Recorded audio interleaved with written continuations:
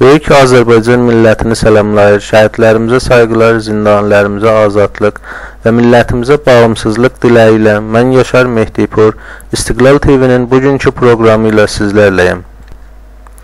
Bildiyiniz kimi, Orta Doğuda 2011-ci ilin ilk günlərindən başlayan və hala davam edən 3 inqilaba şahid olmuşuq. Bu inqilablar millətlərin iradəsinin göstərgəsi oldu. Bu inqilabların İran adlanan ölkədə gedən siyasi prosesə buraxacağı etkidən hər kəs danışmaqdadır. Ancaq bu danışıqlarda düzənli olaraq Mısır və Tunis üsyanların qabardaraq Güney Sudanın bağımsızlıq davasını genəlliklə görməməzlikdən gələrək əhəmiyyətsiz ya unutdurmaq istəyi də aydınca görünməkdədir. Güney Sudan 2011-ci ildə bağımsızlığını qazanmış birinci ölkədir. Ancaq Orta Doğunun indiki durumuna baxdığımız zaman sonuncu da olmayacaqdır. Əminik ki, 2011-ci il bir çox millətlərin əsarətdən qurtuluşu və bağımsızlıq ili olacaq. Yəqin ki, bu da İranda işğal altında saxlanılmış millətlərin bağımsızlığı ilə davam edəcəkdir. İran yetkililəri və eləcə də İran mərkəzli düşüncə sahibləri məhz bu yüzdəndir ki, Sudan məsələsini örtbasdır edərək Mısır və Tunisə simgə kimi göstərməyə çalışırlar, ta ki zehniyyəti İranda dövlət reformuna yönəlsinlər. O yüzdəndir yaşlılar bu son günlərdə son güclərin vurdular ki, bəlkə özlərini alternativ kimi göstərə bilsinlər. Ancaq millətlərin yaşlılara qarşı etinasızlığı bir daha dünyaya göstərdi ki, İran adlanan ölkədə təkcə alternativ millətlərin davasıdır. Millətlər davasında isə bağımsızlıq ön sırada və qalib düşüncə olaraq bütün millətlərdə özünü çıplaq formada göstərir. Amma buna baxmayaraq, İran mərkəzli düşüncə yenə də millətlərin davasını inhirafa çəkməyə bütün şivələrdən istifadə etməkdədir. Xoşbəxtlik buradadır ki, milli şuur millətimizdə o dərəcə gelişib ki, bu tipli təbliğ və təhriflərlə yolundan caymayacağını dəfələrlə sübut etmişdir. Əlbəttə bu gerçəklə barışa bilməyən fars şovinist qüvvələri, eləcə də İran vurğunlarının müxtəlif şivələrlə millətlərin potansiyelindən faydalanmağa çalışdıqları da görünməkdədir. Məhz buna görə də bugün bölgədə İranda gedən siyasi proseslər və onların Azərbaycan Milli Hərəkətində etkisi və eləcə də Azərbaycan Milli Azadlıq Hərəkətinin gərəklilikləri haqda deyirmi masamız olacaqdır. Deyirmi masamızda dəyərli qonaqlarımız Azərbaycan Milli Azadlıq Hərəkatı AMAT-ın sözcüsü Sayın Çəngiz bəy Göytürk, tanınmış milli faal və hüquqçu Sayın Salih bəy Kamrani və Güney Azərbaycan İstiqlal Partisinin sözcüsü Salih bəy İldırımı salamlayıb və xoş gəldin deyərək sözü bu sualımla qonaqlarımıza vermək istirdim. İran adlanan ölkənin ümumi durumunu nəzərə alaraq Orta Doğuda gedən proseslər və bu proseslərin İran adlanan ölkədə təsiri, özəlliklə də milli azadlıq hərəkətimizin bu proseslərdən etkilənməsi, alacaq təcrübə ya hətta olan bənzərlikləri haqda düşüncənizi bilmək istərdik. Sayın Çəngiz bəy Göytürk, sizdən başlayaraq buyurun bu haqda fikirlərinizi izləyicilərimizlə paylaşın lütfən. Her şeyden önce İstiqlal TV'nin değerli izleyicilerini, eləcə də bugün söhbətə qatılan değerli qonaqlar, değerli dostlarım, hörmətli Salih bəy İldırımı və değerli Salih bəy Kamranını mən salamlamaq istedim. Təbii olarak ki, dünyanın her globallaşmış bu dünyada, dünyanın her hansı bir noktasında baş veren bu veya diğer şekilde her hansı bir hareket, her hansı bir olay ister istemez dünyanın diğer ucunda cəryan edən proseslərə öz təsirini buraxmaqdadır və kimsə inkar edə bilməz ki, hansısa bir hərəkət digər bölgələrdə baş verən olaylardan mücərrəd və müstəqil bir şəkildə öz yolunu izləyir, öz inkişaf seyrini izləyir. Çünki dünya siyasəti artıq globallaşıbdır və bu globallaşan dünya siyasəti içərisində bütün proseslər bir-birinə təsir edir və bu təsir müsbət və ya mənfi anlamda təsirlər ola bilər. 2011-ci ilin ilk günlərindən başlayan bir demokratik dalğanın özellikle Afrika'dan Afrika ülkelerinden başlayarak şərqə doğru bir yürüyüşünün, ciddi bir yürüyüşünün biz şahidiyiz. Bu Tunis'te bir şekilde özünü gösterdi, Mısır'da bir şekilde özünü gösterdi, Sudan'da bir şekilde özünü gösterdi ve bunun sadece Afrika ülkelerine məxsus olmadığını, Afrika ülkeleriyle sınırlanmadığını ve bu dalğanın özellikle demokratiya baxımından ciddi sorunlar yaşayan Orta Doğuya ve bizim hərəkətimizin cərəyan etdiyi bölgəyə ciddi bir şəkildə axışını biz açıqca görməkdəyik. Yemen'de baş verən hadisələr, Bəhreyndə baş verən hadisələr və bu hadisələrin digər ölkələrə də sıçramasının məsələsi açıq bir şəkildə göstərir ki, bu ciddi bir dalğadır və gəlir. Bu Afrika'dan başlayıp ama Afrika'da sınırlanmayan ve özellikle diktatura sorunlarıyla üzbeyiz olan bizim bölgeye doğru ciddi bir hızla, ciddi bir süretle ilerlemektedir. Bu dalğanın mahiyetini öğrenmek dolayısıyla eğer bizim bölgedeki proseslere de bu şekilde təsir edirse, bu dalğanın mahiyyətini öyrənmək və bunu doğru analiz etmək təbii olaraq Azərbaycan Milli Hərəkatının hər bir alının önemli vəzifələrindən biridir. Bunun mahiyyətini dərk etmək, bunun mahiyyətini təhlil eləmək və bunun mahiyyətini cəmiyyətə doğru bir şəkildə izah eləmək. Bizim için bu meseleleri izah ederken bizim özümüzün izahlarımızdan önce tamamıyla bize təhlil olunmak istenen izahların bir şahidi oluyor. Ve siz de sualınızda çok doğru olarak vurguladınız ki bu demokratik dalğanın sadece bir şəklini, bir formatını cəmiyyətə təqdim edərək bunun alternatifsiz bir şəkli olduğunu, formu olduğunu cəmiyyətə izah eləməyə çalışan məlum qüvvə də mövcud. Ama mesele burasındadır ki bu başlanan ve bu cərəyan eden bu demokratik dalga değişik şərtlərdə çok fərqli formatlarda özünü göstərebilir. Sudan'da, çok üzr istəyirəm, Mısır'da ve Tunis'te milli problem çok kabarık bir şekilde mevcut olmadığını göre Mısır'da ve Tunis'te bu demokratik dalga sadece diktaturaya karşı ve rejim değişikliği formatında özünü buruza verir. Ama uzun illerden beri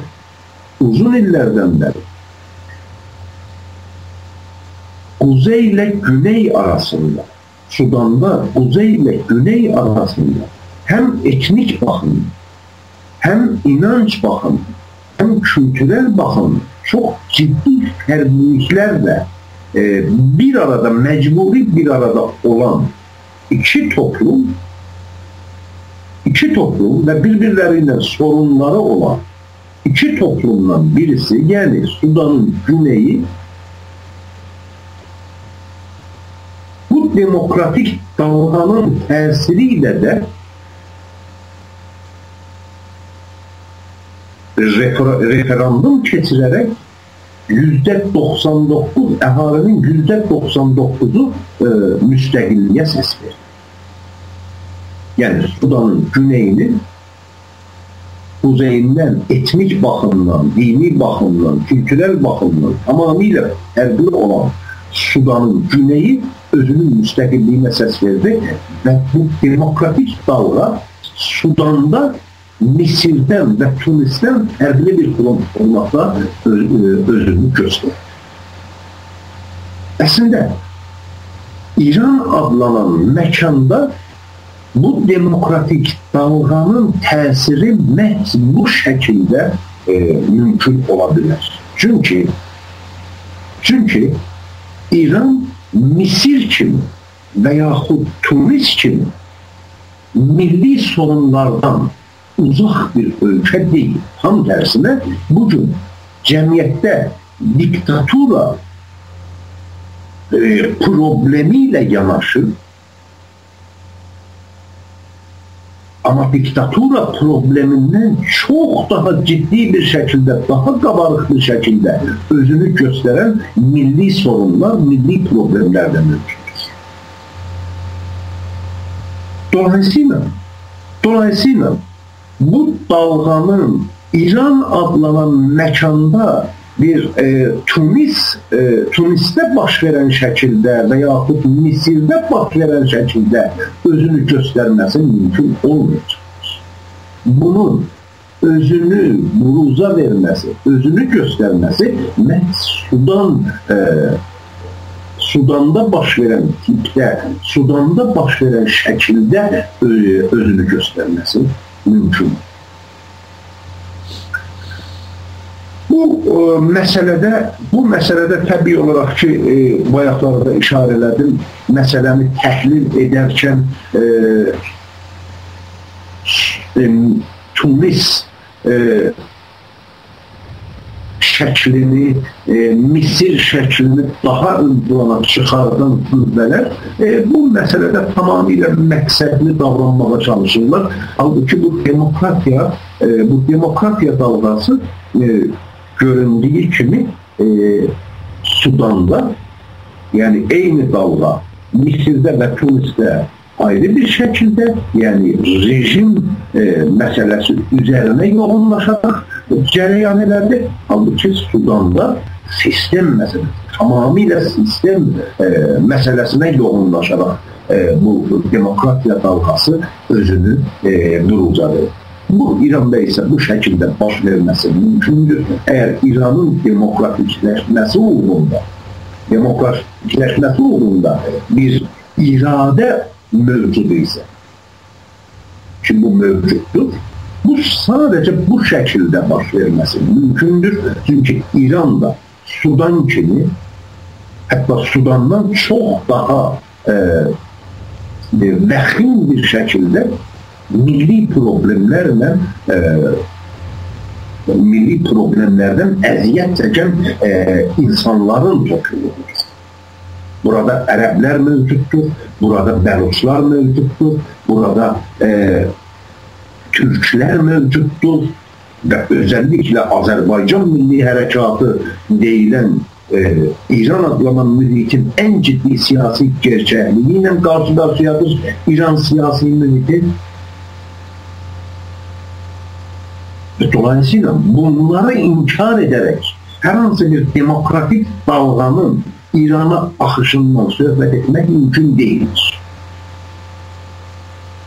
Bu Orta Doğu'da, Afrika'da ve sonra da Orta Doğu'ya yayılan bu demokratik dalğanın özünü İran adlanan mekanda məhz millətlər məsələsinin həllinə yönəlik duruza verdiyi bir şəkildə, ortaya çıxdığı bir şəkildə bu həqiqi mahiyyətinə sabiq qalmış olacaqdır. Bunun eşiyində isə sadəcə formal dəyişikliklərin eşiğində hər hansı bir dəyişikliyin baş verməsi, daha doğrusu demokratik bir dəyişiklik baş verməsi mümkün olmayacaq deyə düşünürüm. Sağ olun Sayın Cəngiz bəy Göytürk, dəyərli düşüncələriniz üçün. Sayın Salih bəy Qamranov, buyurun bu haqda sizin fikirlərinizi eşidək. İlk öncə təşəkkür edirəm İstiqlal TV-nin yönəticilərindən, özəlliklə Raif Sözcü Sayın Salih İbrahim burada da təşkil vardılar. Təbrik deyirəm bu televizyonun açılışını, çünki birinci dəfədir televizyonda danışma imkanım olur. Sayın Cəngiz bəyə salam verirəm və habelə Sayın Yaşar Bəstədən təşəkkür edirəm çəkdiyi zəhmətlər üçün. Verdiği suala gəlincə, bildiyimiz kimi Orta Doğu büyük bir anlamda, yani bizim klasik tanıdığımız Ərəb dünyasının bir kısmı və İran adlanan ölkə, Türkiye və indiki durumda Orta Doğu dediyində Böyük Orta Doğu Kuzey Afrikanı da özüne almaqdadır. 5-6 yıl bundan önce Orta Doğu'ya bikilen veya orada gedən prosesler belki bir hidayet olunmuş, yönetilmiş bir demokrasinin sisteminden söhbət getdirir. Hatta biz dikkat edersek Zibingov vericiniz 3. demokrasi dalgasında orada tamamıyla bir yönetilmiş demokratik modellerden söhbət edilir. Yani bu ölkələri eğer öz içinden, öz zati mekanizmalarından, gelişmelerinden demokrasiye doğru bir her hansı bir hareket olursa, o zaman dışarıdan ve eşikten de müdahale şeklinde burada demokrasinin bir şekilde insanların ihtiyaçlarını aradan aparmak için böyle bir düşünceler de vardı. Ama zaman gedişatı nişan verdi ki o sistem, o model düşünme cevap vermedi. Bazı ülkelerde o modeli geçerleştirmeye çalışsalar da hazinesi, bedeli demokrasinin getireceğinden daha çok oldu. Özellikle Afganistan'da ve Irak'ta meseleni biz görürük. Ama yeni iletişim araçlarının gelişmesi, insanların yeni vesilelerle birbiriyle irtibat kurması, öz növündə toplumların daha necə deyərlər, bəsit və münbəsit toplumların görülür ki, necə gəlişməsinə müncər olub və bütün təhlillərə rəğmən bunu ispat edir ki, demokrasi özel ve toplumların kendi mahiyetine ve iç dinamiklərindən qaynaklanan bir məhsuldur, bir üründür ve bunu biz açıkçasına bugün Kuzey Afrika'da Güney Sudan'dan tuttu, Tunis, Sudan ve başka yerlerde biz görürük. Ama her bir olay ki bir ölkədə olur, tutalım ki bu qonşu ölkədə olsun, yaxın ölkədə olsun, onun eynəni başka ölkələrdə, başka toplumlarda tikrar olma şansı var veya bunu biz ne kadar birbirine benzedebildik. Cengiz Bey'in vurguladığı kimi bugün dünya globallaşmış bir dünyadır. Her hansı bir olay vəzi şekilde istesek de istemesek de başka toplumlarda öz təsirini gösterir. Onda söz yok. Felsefe ve sosyoloji bir yaklaşım. Ama bunu siyasi bir platformada ve necə deyərlər, stratejik bir platformada eynən başka ölkəlerde düşünmemiz bence hatalı olmalıdır. Belli çevrelerin özellikle İran adlanan ülkede merkeziyetçilerin çevirin yaşıl şeklinde özlerini formalaştırıblar ve onların yandaşları ve bizim içimizden bəzən az da olmuş olsa onlara özlerini yapıştıranların çabası bəllidir hər kəsə və bütün İranda gedən gəlişmələri və sorunları özləri çizdiyi modeldə yorumlamağa, biçimləməyə və onu millətlərə qalib eləməyə çalışırlar. Onda söz yox. Baxınız, biz İran çünki çeşitli, neçə millətli bir ölkədir və orada çoxlu istəklər, demokratik istəklər, milli istəklər və iqtisadi sorunlar, bütün bu millətin sorunları üst-üstə düşdüyü üçün problem yarananda da bunların hamısını hər kəs öz istədiyi modeldə çözmək və ya ona və ya ötəsdir eləmək çabasına girir. Yəni, əgər bir ölkədə demokratik sorunu varsa, bu aradan getməyibdirsə və ya hətta aradan gedibdirsə, bu anlama gəlməz ki, onun milli sorunları olmasın və ya milli sorunları, demokratik sorunlar çözülmədən çözülmə şansı yoxdur. Mən bunu demək istəyirəm ki, İran adlanan ölkənin gedişatını bugünkü Ərəb ölkələrində gedən gedişata tamamilə bənzətmək xətalıdır. Niyə ki, o ölkələr bəsit bir ölkələrdir, o ölkələrdə rejim sorunu vardır, daha doğrusu hökumət sorunu vardır, yəni government sorunu vardır. İnsanlar daha demokratik bir durumda yaşamaq istəyirlər, insanlar özündən olan bir hökumətləri üstünə gətirmək istəyirlər və eyni halda, yəni daha uzağına gedəndə iqtisadi sorunlarını çözmək istəyirlər. Orada açıq şəkildə milli sorun yoxdur. Bunu mərkəziyyətçilər gətirib də İranda gedən olayları Misrlə, Tunislə və ya bir gün sabah Libiylə, Bəhreynlə, nə bilim Ərəbistanla və ya başqa ölkələrlə ölçməkləri bəllidir ki, hansı hədəfə xidmət eləmə yolundadır. Amma milli məsələ, mən belə düşünürəm ki, yəni tarifsiz istəsək deyək, milli məsələ demokratik məsələlərdən məntiq, yəni biçimində istəsək deyək, rabitəsi ümumi xüsusi minvətsidir. Yəni, ola bilər ki, bir toplumda demokratik sorunlar da olsun, ola bilər ki, bir toplumda ciddi şəkildə demokratik istəklər olsun və o qarşılanmasın. Amma bu o anlamda deyil ki, əgər bir ölkədə demokratik sorunlar hətta genel anlamda, yəni vətəndaşlıq hüququ anlamında aradan gedibdirsə, misal üçün Böyük Britaniyada İrlandla irtibatda bu kontekstə baxa bildik. O anlamda deyil ki, milli sorunlarda ilzamən və mütləqən çözülməlidir demokratik sorunların çözülməsi ilə. Və ya biz demokratik sorunları çözülmək üçün çaba göstərsək və onları, yəni o sorunu qaldırsaq, mütləq milli istəklərimizdə çözmüş olmuş olacaq.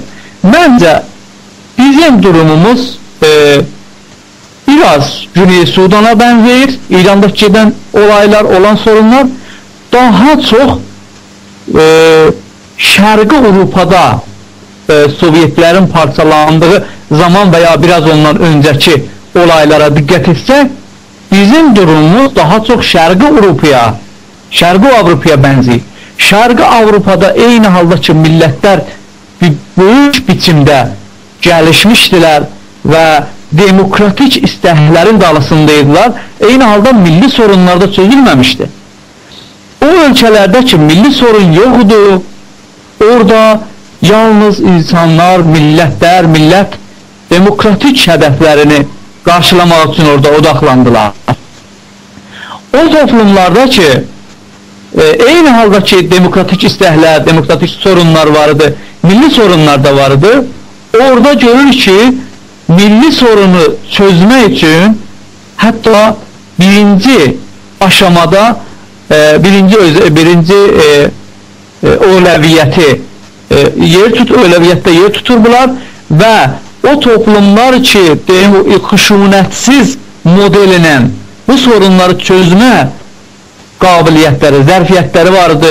Məsələn, Çekoslovaki kimi xüsusiyyətsiz modeldə onu çözdülər. Onlar ki, bu zərfiyyətləri yoxudu, Yugoslavi modelində gördük ki, nə hala düşdü. İndi bunu qarışdıranlar var. Məsələni ibhama, pültəkilliyə salanlar var. Azərbaycan, Güney Azərbaycan toplumu və Azərbaycan milləti gəlişmiş bir millətdir. Ciddi şəkildə orada demokratik sorunlar var və demokrasiya yönəlik ciddi tələblər var. İqtisadi sorunlar var. Daha doğrusu apartheid və təbiz var və bunu da gedərmək üçün millətin içində ciddi istəklər var. Amma eyni halda orada millətin ən başda gedən ciddi sorunu milli varlığıdır, milli istəkləridir. Yəni, bütün demokratik istəklər, demokratik sorunlar, toplumsal sorunlar böyük sorun Azərbaycanı, yəni Güney Azərbaycanı nəzərdə tutanda milli istəyin içində itir, onu küçümsəmə anlamına da gəlmir, onun içində hər şey tərif olur. İndi bunu yaşlıların və ya mərkəziyyətçilərin, faşçıların bunu yozdurmağa, inhirafat çəkməsində amacının hər kəsə bəlli olduğunu biz bilirik və onlarda bir sorun görmürük. Çünki onlar bəllidir hangi misyona qulluq eləmək istəyirlər. Amma bizim öz içimizdən olanlar bu məsələni gördükləri halda niyə bu qarmaşıqlığı daha çoxaltmağa çalışırlar? Orada bir ciddi sual əlaməti var ki, bu məsələyə yaşlıların mahiyyəti nədir? Yaşlılar bir ciddi alternativdir. Yaşlılar modelində və ya demokratik istəklər modelində Azərbaycan hansı modeli ortaya ata bilər? Onlarla bizim bir səhvdə durub durmamağımız mümkündür, lazımdır, lazım deyil. Azərbaycanın yaşlıları istəyib də, yəni bu gün Azərbaycanın sorunu budur ki, yaşlılar qatılsın və ya qatılmasın. Azərbaycan milli hərəkəti alternativsiz bir hərəkətdir. Yəni, bəri başından deyim ki, mən bunların heç birisində qatılmıram. Azərbaycan milli hərəkəti tamamilə alternativli bir hərəkətdir. Bəlli bir platforması var, bəlli bir misyon və amac əsasında qurulmuş bir hərəkətdir və zaman aşamasında şəraitə, istəklərinə və gücünə uyğun proqramlarla, taktiklərlə qabağa gedir. Əlbəttə, bunun detaylına və daha çox içinə girməsini mən sonki suallarda xidmətinizdə olacağım. Birinci sualınıza bu qədər məndən. Sizi, başqa dostları dinləmək istəyirəm. Təşəkkür edirəm. Təşəkkür edirəm Sayın Salih bəy Kamranə. Sayın Salih bəy Yıldırım, buyurun bu haqda sizin fikirlərinizi eşidək. Çox təşəkkür edirəm. Mən ilk başda icazə verin sayın qonaqlarımızı, sayın Çəngiz bəy Göytürk, Azərbaycan Milli Azadlıq Təşkilatı Hamakdan sözçüsü və eləcə də görkəmli milli şəxsiyyətimiz və milli vəkilimiz sayın Salih bəy Kamranı salamlayım. Onun yanaşı bütün izləyicilərə salam və saygılarımı sunum və sizin zəhmətlərinizdən təşəkkürlərimi bildirərək mövzuya girmək istəyirəm. Necə ki, Sayın Çəngiz bəy də işarə elədi, Sayın Salih bəy də əsas məsələlərə vurğuladılar. Bütün söhbətlərlə qatılaraq deməliyəm ki, heç bir hadisə dünyada mücəvzət deyildir. Təbii ki, hər bir olğudan, hər bir hadisədən, hər bir gəlişmədən demək, bütün hərəkətlər bəlli çapda, bəlli səviyyədə etkilənməkdədirlər və o yüzden də Quzey Afrika və Orta Doğuda gedən hadisələrin İran adlanan ölkədə, özəlliklə də millətlərin mübarizəsində təsiri olmayacağını və etkisiz olacağını da iddia eləmək mümkün deyildir. Ancaq necə ki, açılışda və sorğuda vurguladınız, məqsəd yönlü olaraq Mısır və Tunis olayını kopu kimin, olğu kimin, ucu kimin götürərək İranda millətlərin davasını ki, milli zülmdən, milli əsarətdən, milli təcavüzdən qurtuluş davasıdır, dövlət reformuna yönəli çevirməyə çalışan qüvvələr aydıncasına görüşməkdədir. Əlbəttə ki, millətlərin milli şuurun inkişafı nəticəsində bu məsələ necə ki gördük, yenilgiyə uğradı, bu məsələ uğur qazana bilmədi. İstər demokrasi adıyla, istər hər hansı bir adına millətləri toplamaq mümkün deyildir. Dəyərli qonaqlarımızın vurguladığı kimi, Mısır, Tunis, Libi, Yemen veya Bəhreyn'də məsələlər tamamilə dövlət içi, yəni o millətlər öz dövlətlərini dəyişdirmək, reform eləmək və ya diktatoru götürüb, amma məmləkət aynı məmləkətdir. İran adlanan ölkədə özəlliklə də millətlərin davası sadəcə hakimiyyətdə kimin olmasından deyil və kimin dəyişilməsi deyil, bəlkə bu millətlərin öz taleyini əlinə alması və öz milli taleylərini təyinləşdirməsidir. O yüzden də benzerliklərə desək, təbiidir ki, dəyərli qonaqların vurguladığı kimi Güney Sudan bağımsızlıq mücadiləsi bu yeni proseslər içində Azərbaycan milli hərəkatına və millətlərin davasına uyğun bir dava olaraq görünməkdədir və niyə ki o birisi məmləkətlərdə milli sorun yoxdur. Sorun sadəcə hakimiyyət ilə millətin arasındadır. Burada alacaq təcrübələrimiz nədir? Təcrübə budur ki, millətin iradəsi, millətlərin iradəsi dövlətlərə qalib gəlir. Nə fəqət dövlətlərə, bölgəyə, bəlkə dünyaya qalib gəlir. Məsələn, siz baxın, Mısırda Hüsnü Mübarək Qərbin və Amerikanın ən yaxın dostu, ən yaxın silahdaşı İsrailin, yəni bütün güclü dövlətlərin tərcih etdiyi və himayət etdiyi bir figuruydu. Amma Misr əhalisi xalq hərəkatı başladıqda baxdıq ki, bu qüvvələr ən yaxın və daimi himayət etdikləri, əvvəlsiz yardım etdikləri bir demək, müttəhidlərini zərurətən elədilər, ondan himayələrini kəsməyə məcbur oldular. Buradan bir təcrübə ki biz alırıq, o bəzi qüvvələr ki, belə iddiada olunurdular ki, milli hərəkətlərin və ya məsələn bağımsızlıq hərəkatının dəstəyi yoxdur, dünyada dəstəkləyən yoxdur və ya məsələn Amerika, Avropa, İngiliz, Rus, İranın bütövlüyünü savunur. Bu demək tərzi ya bu iddianı ümumiyyətlə rədd elədi. Bu göstərdi ki, Qərbin, dünyanın, Avropanın, Amerikanın daimi dost və ya düşməni deyil, bəlkə daimi mənfəətləri söz konusudur. Əgər Azərbaycan milli hərəkatı bu mənfəətlərə zidd olursa, təbii ki, Qərb, Avropa da bundan zidd olacaqdır. Yox, əgər onun ziddinə deyilsə, elə necə ki, Qərb ölkələri ən yaxın və ən sevdikləri, dəstəklədikləri şəxsiyyəti qurban verdilər.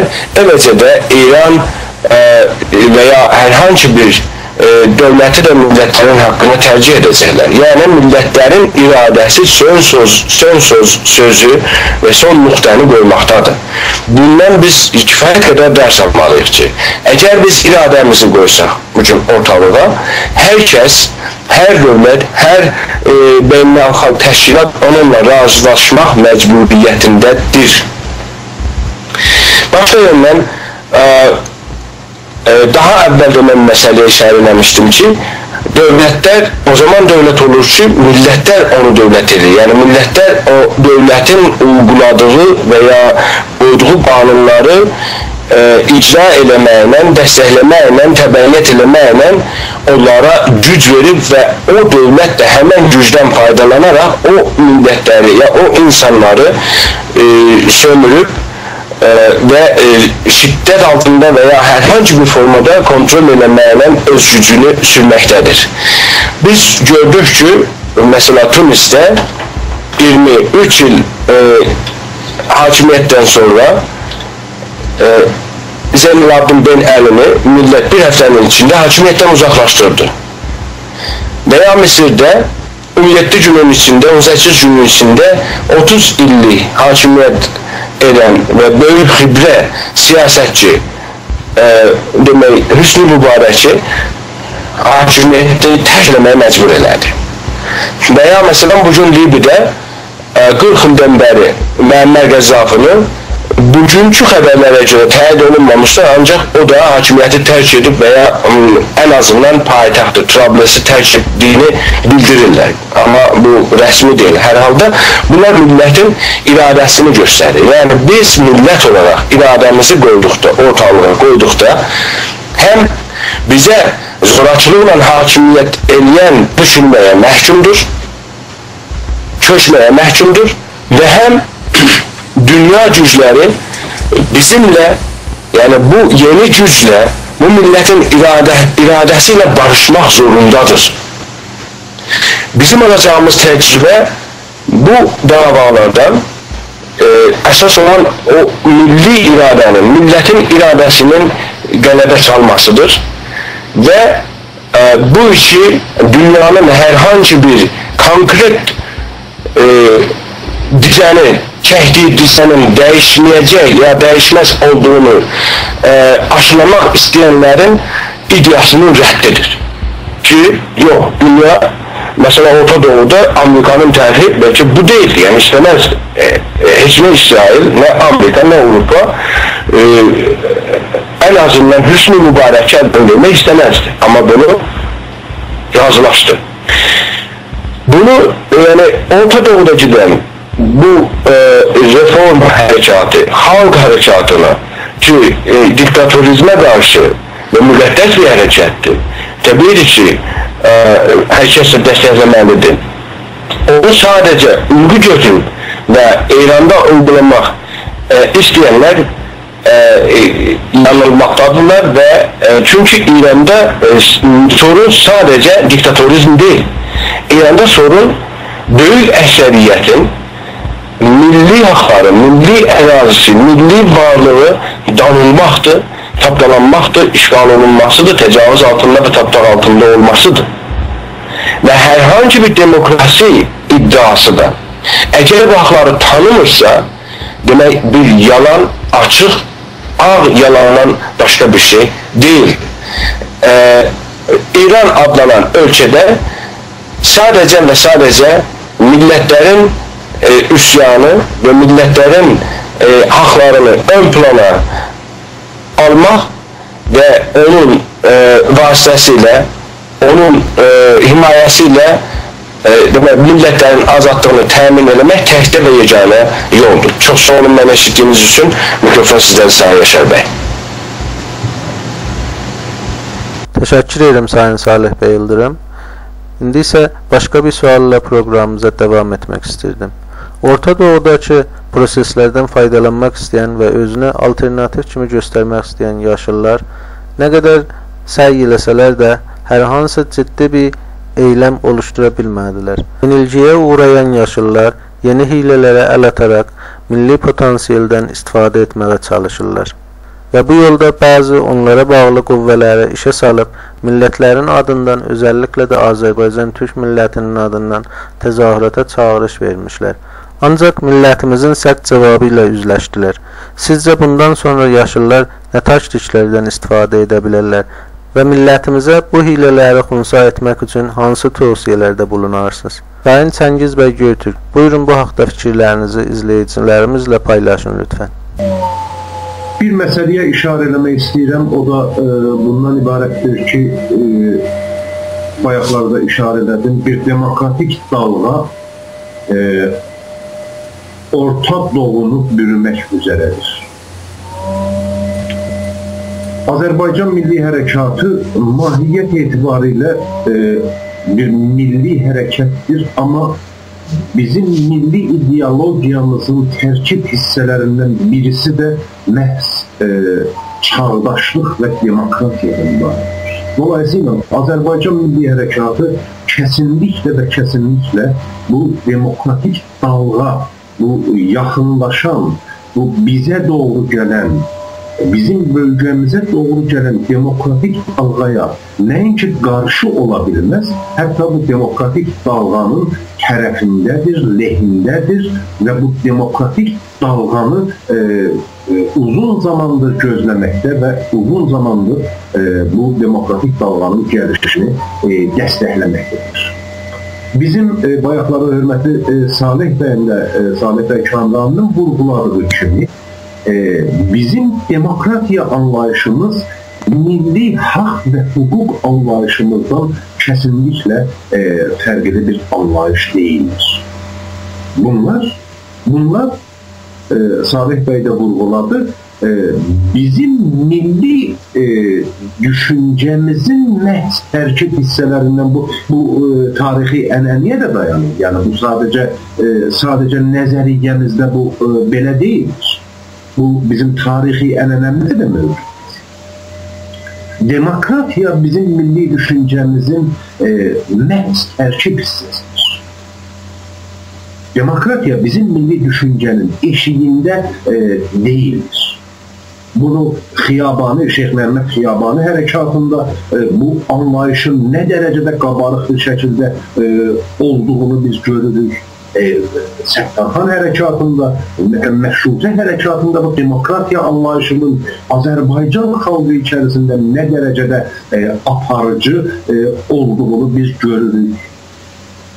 Seyyid Cəfər Pişəvərinin başlatdığı və bir illik dövlətimizin qurulması ilə nəticələnən hərəkətdə biz demokratiyanın və demokratik institutların nə dərəcədə bir il müddətində, bir il kimi kiçik bir müddətin içərisində bu demokratik institutların nə dərəcədə ciddi bir şəkildə oluşduğunu biz görürük. Demək ki, bizim milli hərəkatımızdan demokratiyanı ayırıb, ayrıca bir ünsür kimi göstərmək kəsinliklə mümkün deyil.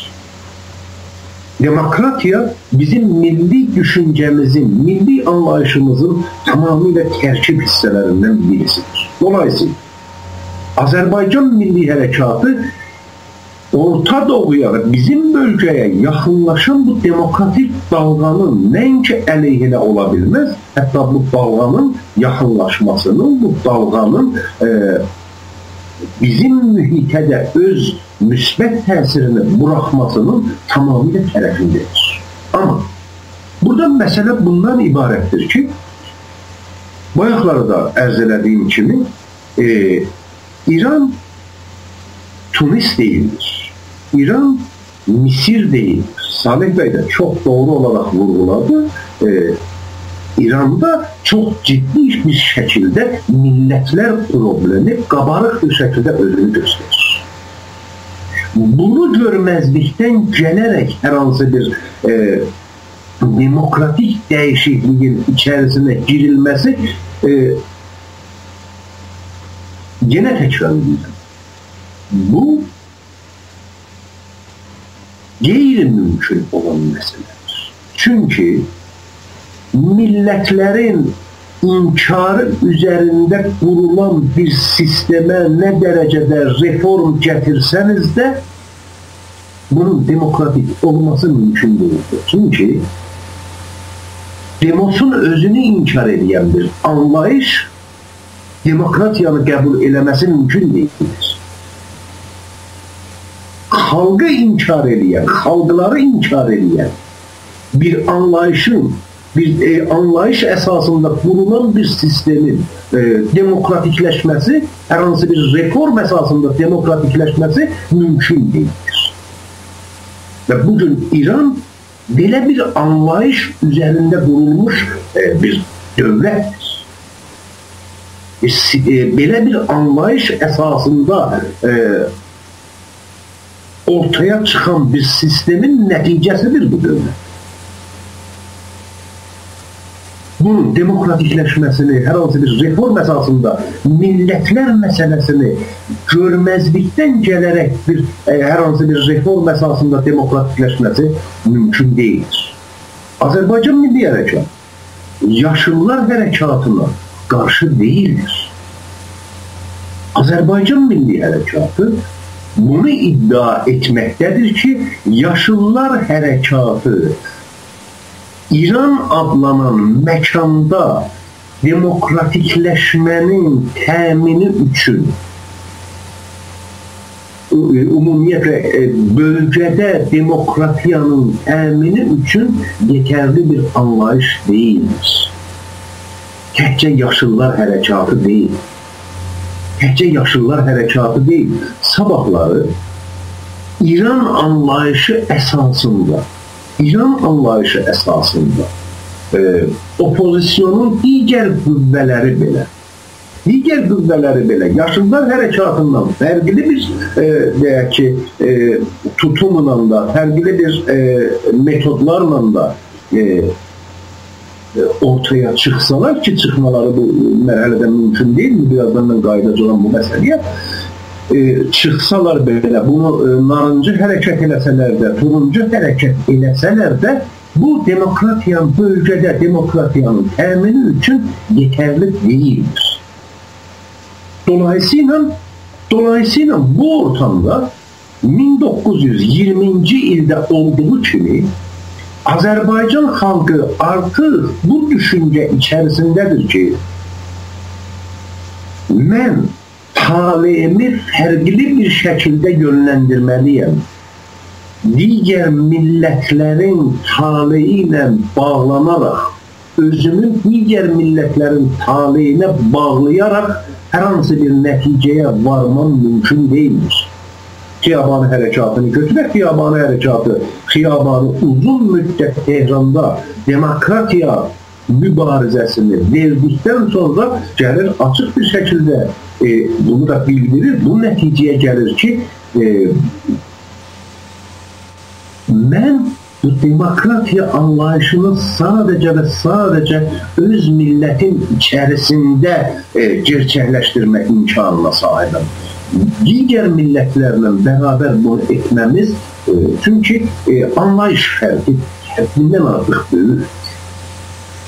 Biri digərini inkar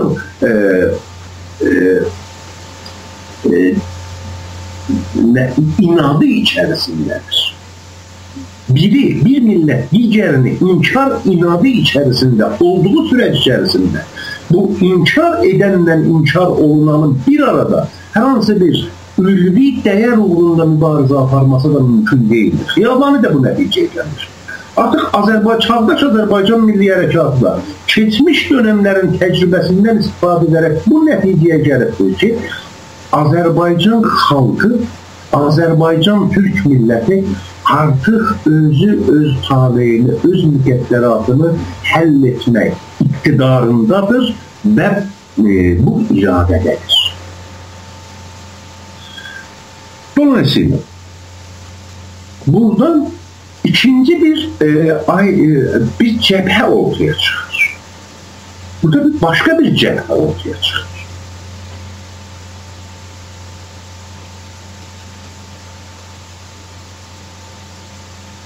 Bu dəqiqə İran adlanan məkanda iki ciddi cəbhə mövcuddur. Mövcud vəziyyətdən bəlli ölçüdə deyək ki, qurtuluş üçün. Birincisi, bütün opozisyonun, İran opozisyonunu, amma İran anlayışı içərisində bütün opozisyonun bir araya gəldiyi, birləşdiyi və yaşıllar hərəkatı içərisində Musəvinin, Rəfsəncaninin, Kərrubinin arxasında hərəkət etdiyi bir cərəyandır.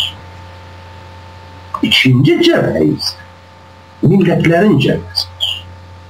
Bu ikisi ayrı-ayrı alternativlərdir. Bu yaxlaşan demokratik dalğanın önüne sunulan ayrı-ayrı alternativlərdir. Biz bugün digər alternativi qəbul eləməmiz, özümüzü inkar etməmiz anlamından başqa bir anlama gəlməz. Biz əgər onu qəbul edəcəksə, onun tərkib hissəsinə çevriləcəksə, demək ki, özümüzü inkar edəcək. Hansı ağıl, hansı məntiq bizə bu əsası verə bilər ki, biz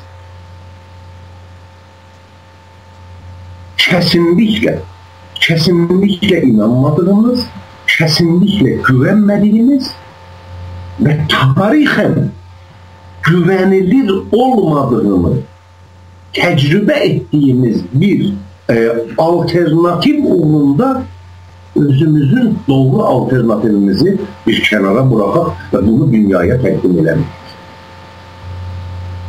Tam tersine biz öz alternatifimizi dünyaya təqdim etmək bacarmalıyıq və bu yaşlılar hərəkatına və yaxud deyək ki, İran adlanan məkanda Farslara hər hansı bir demokratiya gətirə biləcək bir anlayışa qarşı olmaq deyildir.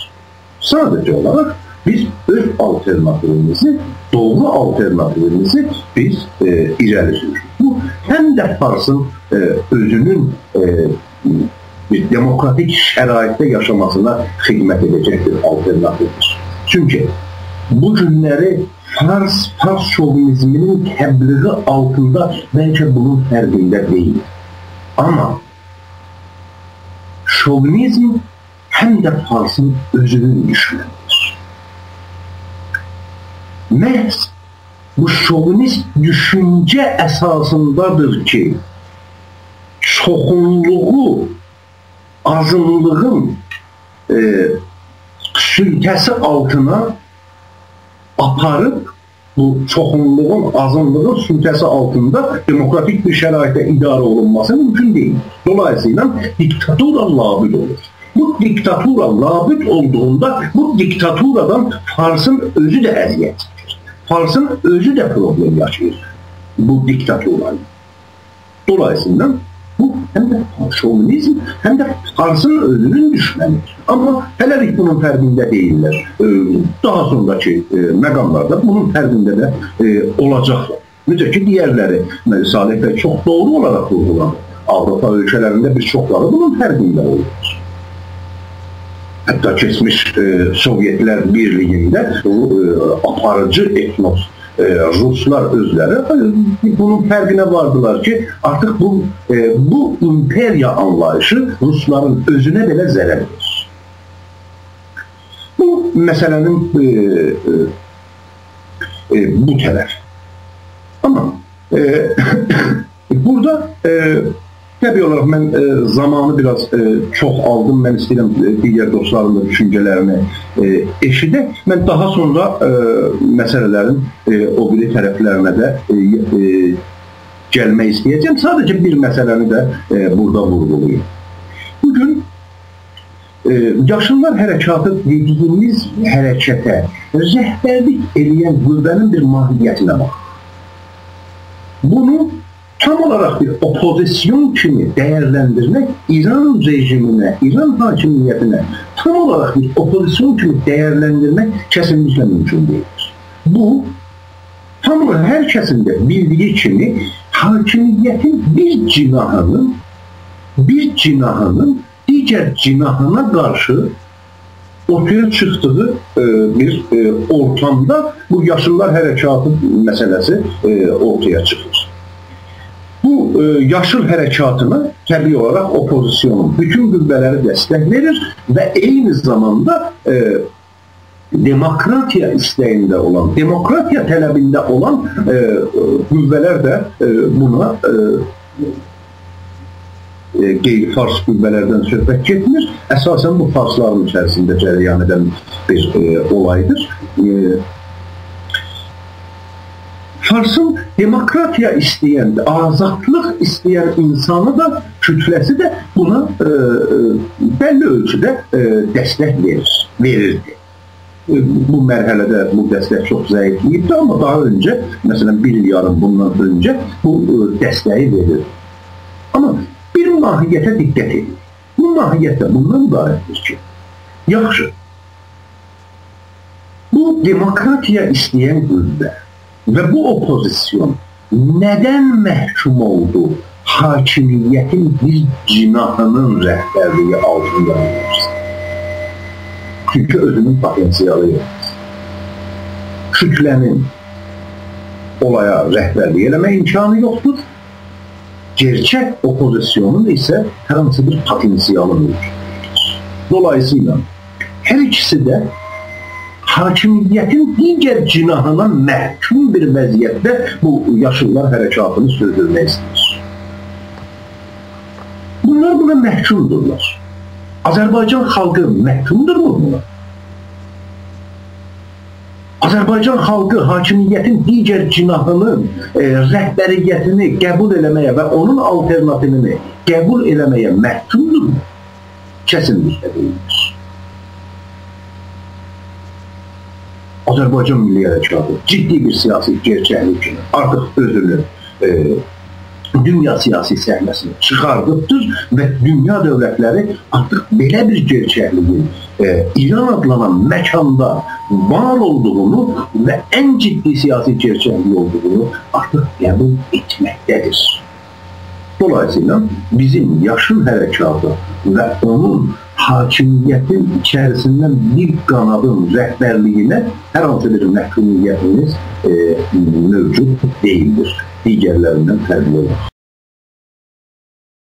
Sağ olun Sayın Cəngiz bəy Göytürk, dəyərli düşüncələriniz üçün. Sayın Salih bəy Qamranov, buyurun bu haqda sizin fikirlərinizi eşidək. Sayın Cəngiz bəyin fikirlərindən faydalandıq. Sualın konusuna gəlincə, yaşlıların Azərbaycan Milli Hərəkətindən sui-istifadə eləməsi. Bəri başından bu məsələni mən də vurğulamaq istəyirəm ki, Ərəb dünyasında, Orta Doğuda gedən demokratik dalğanı tamamilə biz dəstəkləyirik, yəni mənəvi dəstəyimizi veririk və ondan lazımi təcrübələri də çıxarmağa çalışacağıq. Məsələn, bundan öncə belə düşünülürdü ki, o toplumlar fundamental və daha sünnəti fikirlərin orada dərin olduğu üçün bəlkə orada bir demokratik dalğaların yaranması mümkün deyil. Ona görə hidayət olunmuş demokrasiyadan və o hidayət olunmuş demokrasiyada nə üçün? Orada fundamentalizmin, terrorizmin və sülhü barışı sağlamaq üçün bəlkə o modeli tərcih verirdilər. Təbii ki, öz mənafelər doğrultusunda böyük güclər tərəfindən. Amma bugünkü orada gedən demokratik dalğa gerçəkdən bizi sevindirir. Təbii ki, Azərbaycan millətini də sevindirir və bizə də o öncədən olan özgüvənimizi daha artır. Əgər o cür bir toplumlarda, məsələn, Tunisi misalı vuralım, bugün Libini görürük, Bəhreyni görürük, Ərəbistanı görürük. Orada inanılmayan bir hərəkət, bir demokratik dalğalar yaranırsa və qaranlığı aparan fikirlərin, yəni kör İslamçılıq, kör milliyyətçilik və başqa insanlara xidmət eləməyən ideolojilərin necə vərşikəst olması, iflasa uğradığını göstərirsə, təbii ki, Azərbaycan millətinə də bu sevindirici bir haldır və bundan biz lazımi təcrübəni də çıxarmağa çalışacağıq ki, bizə dəyən zərərləri, zərbələri azaltmaq üçün. Görürük ki, orada karizmatik rəhbərlər ki, sonra ciddi bir istibdadın da kökünü qoyurlar, bu hərəkətləri liderlik eləmir. Bu çox böyük bir qazanımdır bütün dünya üçün, özəlliklə bölgə üçün. İkinci, şəbəkələr orada, yəni yeni şəbəkələr, Facebook'dan tutdu, internet, SMS-lər, yeni teknolojiden istifadə eləməklər, ailə şəbəkəsindən istifadə eləmək, universitet şəbəkəsindən istifadə eləmək və başqa şəbəkələrdən, yəni bunların və gənc niruların, gənc güclərin burada necə rol oynadığını da biz görürük.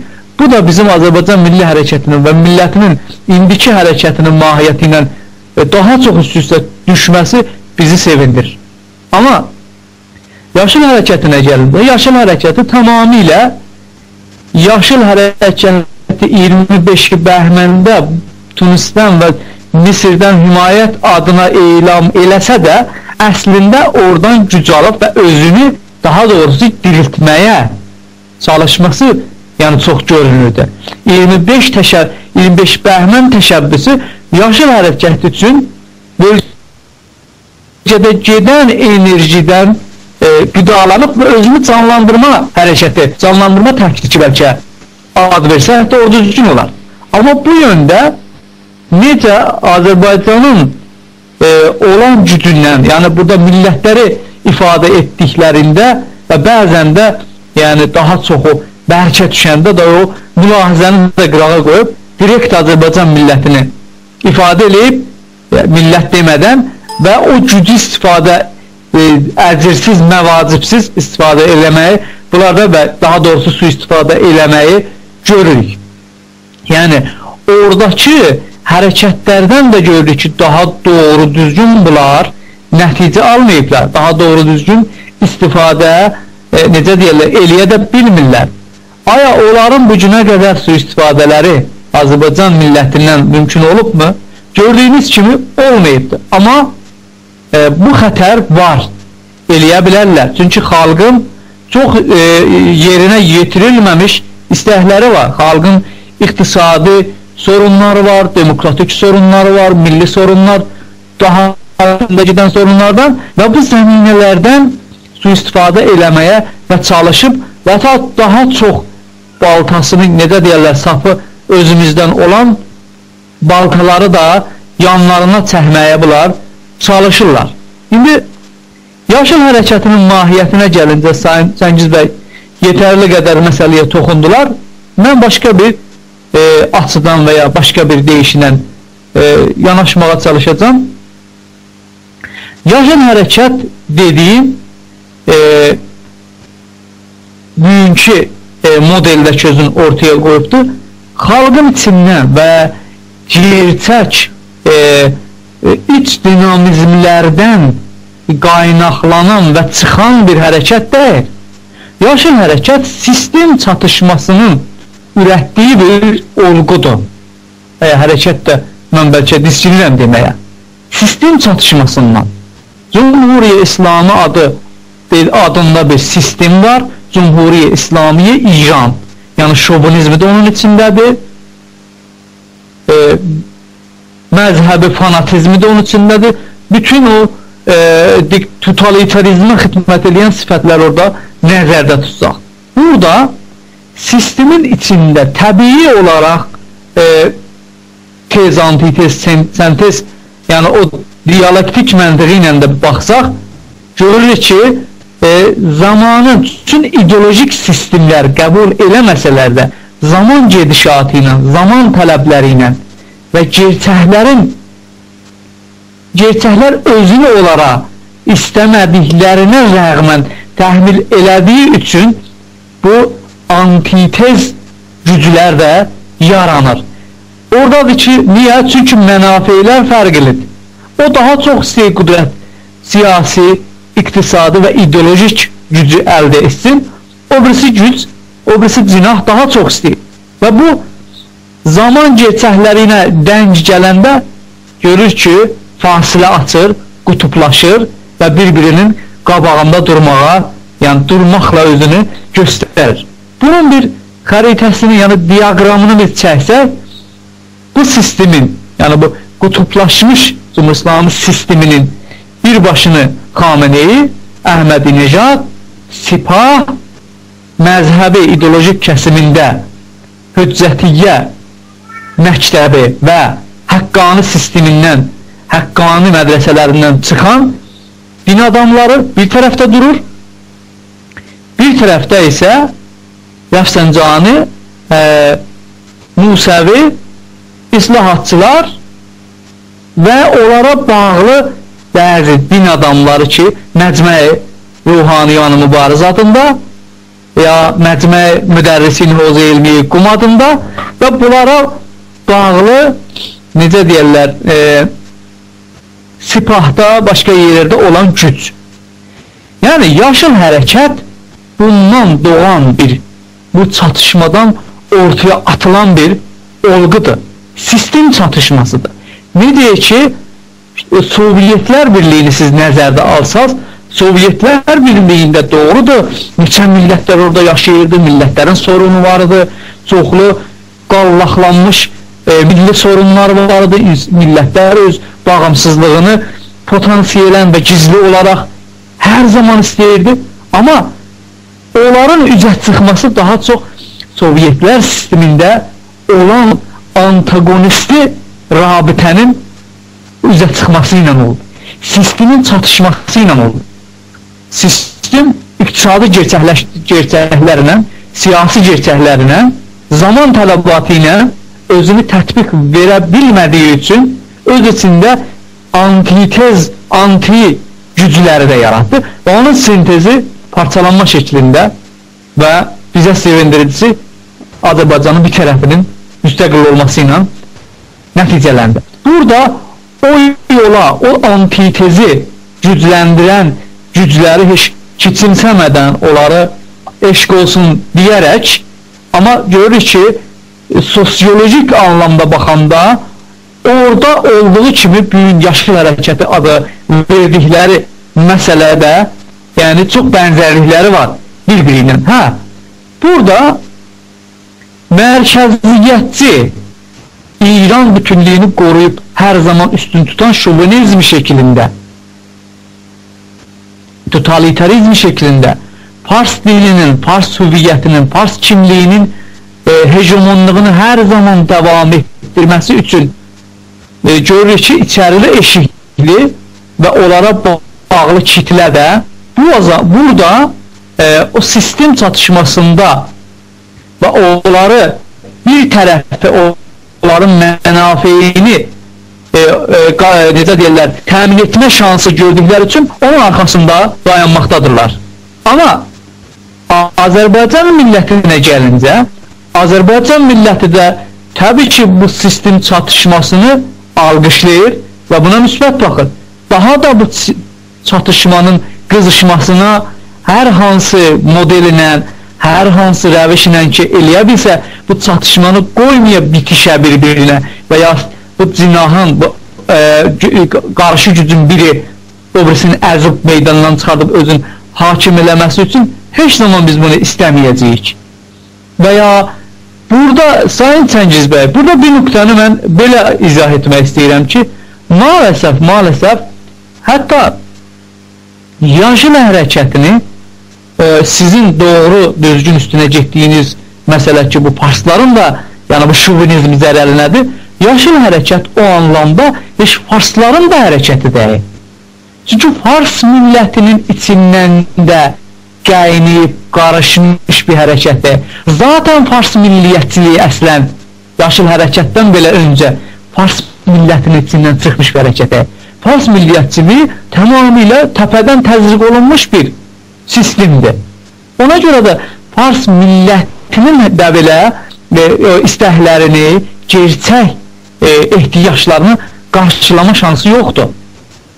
Onun üçündür mənim, yəni bəlkə biraz ağır gələ, mən yəni gerçəkdən yaşıl hərəkəti adlanan hərəkətdə heç bir demokratik zəmin görmürəm.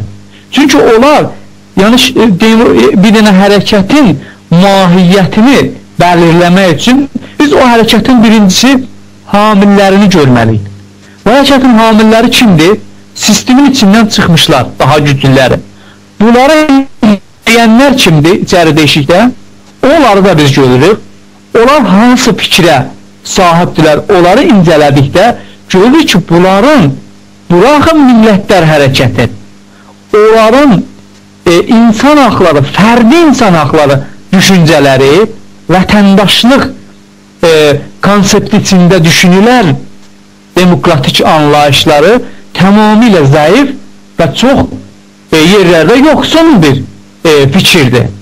Yəni bunlar daha çox dinsiz bir, yani bunların daha çox əlbəttə önə düşənləri Musavi Kərrub və ya Rəfsəncanı, başqaları, bunlar dini bir hökumətində devam etməsini istəyirlər. Amma bunların arkasında duranlara baxanda bunlar yalnız bir mollaların olmadığı və din hakimiyyətinin olmadığı, amma onun yerində olan mahiyyətə baxdığında tamamilə Fars faşizmini, Fars ırkçılığını necə deyər, içərən bir fikrin arkasındadılar. Nə Qəzzə, nə Lübnan canın fədai İran, ma nəsli arıya həsdim, nə bilim, başqa, yəni bunların içlərindən, vicdanlarından çıxan məsələləri biz açıq aydın imarələrlə təhlil eləyəndə görürük ki, demokratik vəsflər yox dərəcədə bu mahiyyətin içində yer alır. Yəni, əgər demokratik vəsflər o qədərdir ki, zəifdir ki, özünü göstərmə belə şansı yoxdur, o zaman bunun mahiyyətinə biz demokratik də baxa bilmir. Yəni, keşə demokratik, elə Farsa istədiyi demokratik anlayış olurdu onun içində. O da yoxdur. Yəni, bunlar əgər müvəffəq olsalar, tamamilə buraxın İranda yaşayan millətləri bölgəyə belə bir fəlakət gətirmə şansı var. Çünki bunun əsasında ərəblə toqquşma. Bunun əsasında hər hansı, hətta dinlə belə, yəni laik anlayışına baxanda laizmidə anti-dinlik yoxdur. Dinlərin sərbəst olduğunu biz görürük. Bunların anlayışında bu da yoxdur. İndi, belə bir hərəkətlə biz qarşı-qarşıyıq. Bir hərəkət ki, mahiyyət olaraq Azərbaycan milli hərəkətinin demokratik düşüncəsi ilə, demokratik mahiyyəti ilə və heç bir üst-üstə düşmə bir, necə deyərlər, ortaqlığı yoxdur. O birisi tərəfinə gələndə, onlar nəhayətən o mahiyyətdə olan düşüncə ilə, hətta təpəsinə baxsan, rejim dəyişikliyi də belə istəmirlər. Olan rejimdə bir küçücü islahat istəyirlər. Arxasında olanlar, bəli, onlar rejimdə dəyişikliyi istəyirlər, amma o qədər zəifdirlər ki, sizin dediyiniz kimi təpədə gedənlərin qoltuğuna və ya kölgəsinə sığınıblar bu günə qədər. Onların hətta rejim dəyişdirmə belə amacları da yoxdur. Amma Azərbaycan milləti, Azərbaycan milli hərəkəti demokratik anlayışı tamamilə fərqlidir. Tam bir laik və bugünkü demokratik və insan haqlarından çıxan insanı kriterlər qarşılaya bilər bir hədəfin dalısıca bir qərnə yoxunda olub, bu hala da var. Amma ən əsası misyonlara belə baxanda, onların amacı rejim dəyişdirib, başqa bir rejim qurmaq, bizim amacımız rejimin ötəsində başqa bir dövlət qurmaqdır. Dövlət istəyit anlamında. Dövlət istəyit anlamında. İndi bizdən olanlar və bizim hərəkətimizi durğunluğa, bizim hərəkətimizi alternativsizliyə müttəhəm eləyənlər və ya daha fəhhaşları Azərbaycan millətini qorxaqlığa, nə bilim, marjinallığa, millətin içindən qaynamayıb çıxmayan bir hərəkət olduğuna və bəzən Cumhuri İslamının yanında durduğuna müttəhəm eləyənlər özləri qəzavət eləsinlər ki, burada iki olğu var. Azərbaycan milli hərəkətinin olğusu, yaşıl deyilən hərəkətin olğusu. Bu hərəkətin, iki hərəkətin, hər hansı hərəkət olur olsun, bir cibhədə, bir səhvdə durmaları üçün ən azı məntiqsəl baxsaq, ümumi xüsusi mütləq məntiqi hakim olmasıdır. Yəni, ən azı 1/3 bunların bir fərqliliyi olması, yəni biz müsamihə ilə baxsaq, gərəkir. Halbuki, tamamilə nə demokratik düşüncələrdə bizim ortaklığımız görünür bunlardan. Ne misyonumuzda bizim bunların, misyonumuzda da tamamıyla bunlarla biz farklı bir misyonlar dalısındayız. Ama bunlarla bizim bir tane ortaklığımız var. O nedir? Biz de isteyirik bu sistem çatışması genişlensin, bu sistem yıkılsın. Yani rejimle biz isteyirik ki bizlerden yani üst-üste düşür. Hem Cumhurbaşkanı rejimi yıkılsın, hem state değişsin. State değişsin. Aha, indi burada olar ki bizi istəyirlər, biz ortaya girer, bizim hərəkətimiz, millətimiz gəlsin, can versin, qan versin. Yaşlılar tərəfindən bəlli də olar nə amaçda, bizi döyür vuraraq. Öz amaçları doğrultusunda bir sərbaz kimi, yəni əskər kimi kullanmaq istəyirlər, o ayrı. Amma özümüzünkilərdən ki, bəzən də bəziləri inanıblar, az da olsalar, o zaman qardaşım, sen bu isteğitin değişimine hangi model ortaya koyursan? İsteğiti değiştirmek için hangi milletin daha çok selahiyeti var? Hangi hareketin daha çok selahiyeti var? Tabii ki Azerbaycan milli hareketi bütün İran'da olan milletlere azadlık, demokrasi istəyir.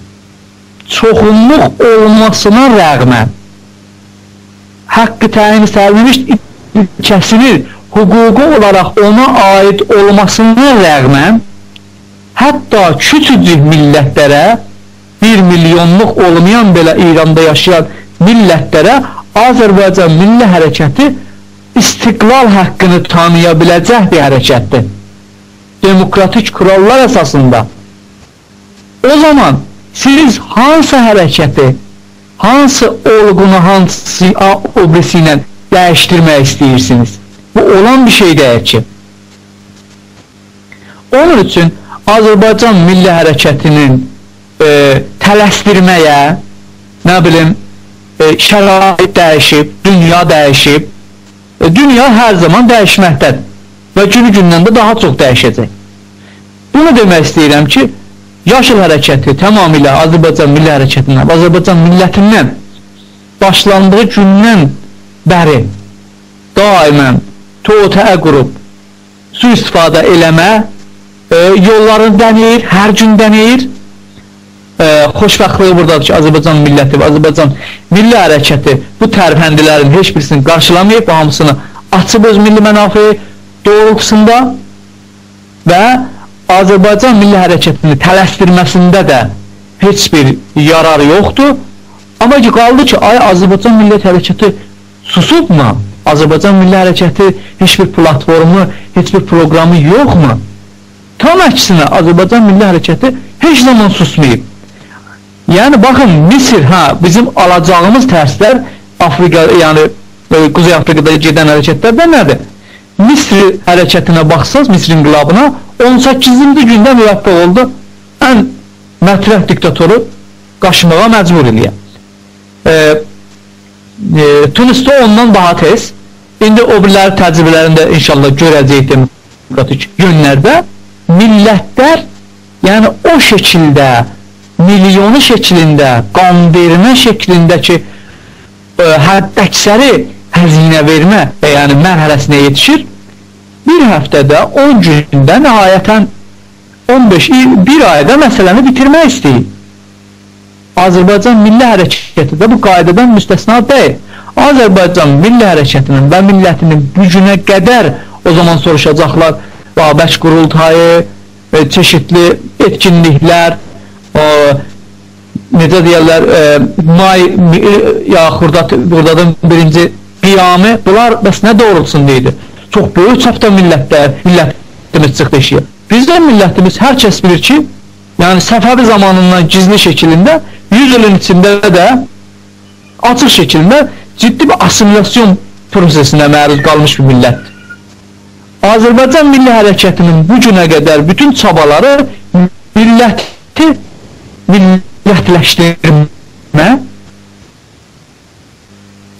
oyanış vermə, milləti hazırlama yolunda əlindən gələnin hətta bir inqilab qədər gücünü ortaya qoyur. Yəni, əgər bizim milləti asimilə etməsəydilər, bizim millətimizi bu duruma salmasaydılar, iç müstəmirəsi etməsəydilər, yaşıl hərəkəti, yaşıl deyirəm, Xurdadın 85-dəki Xurdad milli qiyamı böyüklükdə bir qiyam, ən qəddar rejimi belə devirə biləcək bir hərəkət idi. Amma Azərbaycan milləti nə rejimi o zaman devirmə bir proqramı vardı, nə bir məsələyə o zaman hazırlığı vardı. Sadəcə milləti daha çox hazırlamaq, daha çox millətləşmə üçün bir ciddi bir təşəbbüsüdür ki, ortaya qoymuşdur. Ondan sonra bəlli aracılarla da bu siyasətini devam etdirir. Bəzən seçkini, məsələn, Cumhurbaşkanlığı seçkinliğində gördük ki, bütün İranda necə seçkiləri iki qutburu elədi və onlar istəməsələr də məcbur oldular, əgər insan haqlarına öz anlayışları dar çərçivədə dolmuş olsa bir bəyaniyə versinlər, onun yanında özlərinin dediyi əqvama da bir bəyaniyə versinlər. Və sonra onlar xiyabana töküldüyündə milləti daha ayırtmaq üçün Azərbaycan Milli Hərəkəti bu dəfə milləti saxlamaq, qorumaq, sui-istifadə eləməyin qabağını alma şəklində bir təşəbbüsə girir və buna da enerji sərf eləyir. Və ya futbol siyasətindən, spor siyasətindən traktor fenomenində görürsünüz ki, necə milləti daha çox millətləşdirməyə, daha çox hazırlamağa bir zəmin tapır və gücünü orada göstərir. Və bir gün də Azərbaycan Milli Hərəkəti durmayıb, platformu var, Azərbaycan Milli Hərəkətinin misyonu var. O əsas misyonu ki, öz müqəddəratını təyin etmə misyonudur. Onun doğrultusunda zamana uyğun təlaşını eləyir və eləməkdədir də və şəraiti dəyərləndirir. O misyonunu hər zaman son çıxışı ilə şəraiti uyğun görürsə, təbii ki, Azərbaycan Milli Hərəkəti və milləti də son çıxışını güclü şəkildə çıxıb və məsələni bitirəcək. Bunu da hər kəsə qəbul etməsələr də yavaş-yavaş hər kəsə bəlli olmaqdadır. Təşəkkür edirəm, fikirəm çox uzatdım sözü başqa dostlara bıraxıram.